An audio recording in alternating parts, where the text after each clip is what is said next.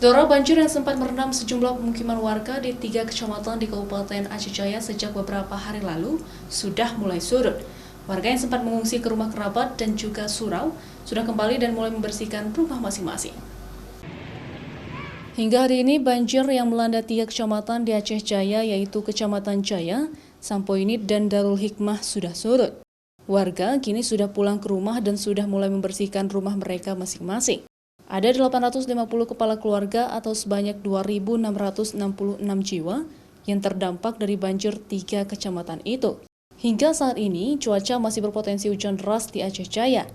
BPBA meminta kepada warga untuk waspada apabila kawasan Tangsi di Kabupaten Pidi terjadi hujan yang berakibat meluapnya Gunung Tenom yang dapat menyebabkan banjir di Aceh Jaya.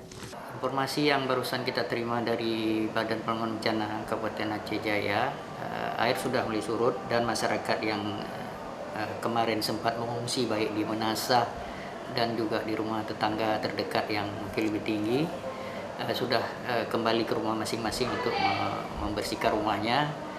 Namun demikian, informasi juga keadaan cuaca sampai hari jam sore ini mendung masih menggelayut di atas sebagian besar Kabupaten Aceh Jaya, dan harapan kita mudah-mudahan cuaca bisa cerah kembali.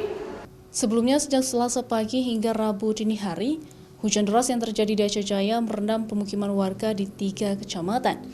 Ketinggian air bahkan mencapai 70 cm hingga 2 meter. Banjir tersebut merendam pemukiman warga di Kecamatan Jaya, Sampoinit, dan Kecamatan Darul Hikmah. Mustajab, Kompas TV, Banda Aceh.